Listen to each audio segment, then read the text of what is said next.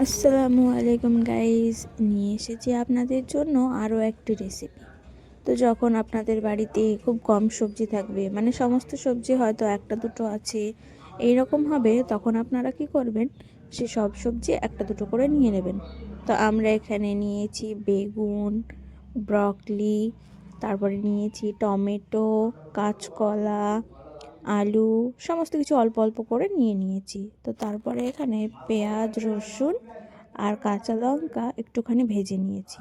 তারপর এখানে দিয়ে দিলাম ব্রকলিটা আর দিয়ে দিলাম মিষ্টি কুমড়ো আর বেগুনটা। এবার সব কিছু খুব ভালোভাবে কিছুটা ভেজে নেব। তারপর এখানে দিয়ে দিয়েছি কাঁচা কলা, তারপরে আরও কিছুক্ষণ ভেজে নেব। তারপরে আবারও এখানে দিয়ে দিলাম আলুটা দিয়েও এবার সব কিছু দিয়ে ভালোভাবে ভেজে নেব। দিয়ে দিলাম গাজর আর টমেটো।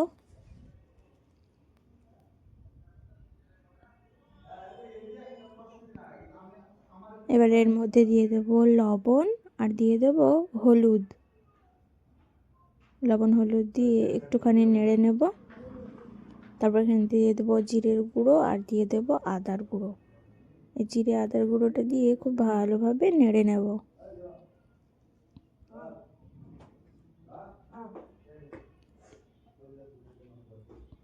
দেখতে পাচ্ছেন কেমনভাবে নেড়ে নিচ্ছি। তারপর এখানে দিয়ে দিলাম গরম জল।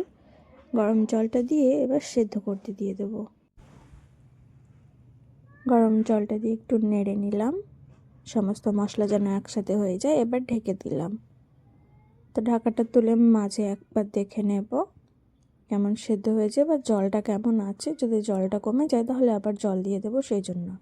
তো জল আমাদের আছে, জল দেওয়া লাগবে না। আমরা তরকারিটা জাস্ট ঢেকে দেওয়ার আগে দিয়ে দেব ভাজা বড়িটা দিয়ে একটু নেড়ে চেড়ে আবারও ঢেকে দেব।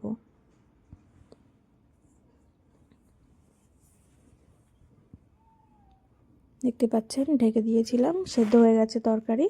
এবার ঢাকাটা তুলে ভালোভাবে কিছুক্ষণ নেড়ে চেড়ে নেব। ঢাকাটা তুলে সঙ্গে সঙ্গে তরকারি তুলে নেব না, কিছুক্ষণ নেড়ে চেড়ে তবেই তরকারিটা তুলব।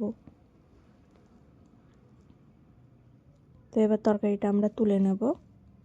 তো আমাদের তরকারি রেডি। তো কেমন হয়েছে জানাবেন এবং ভালো লাগলে অবশ্যই একটা লাইক করবেন।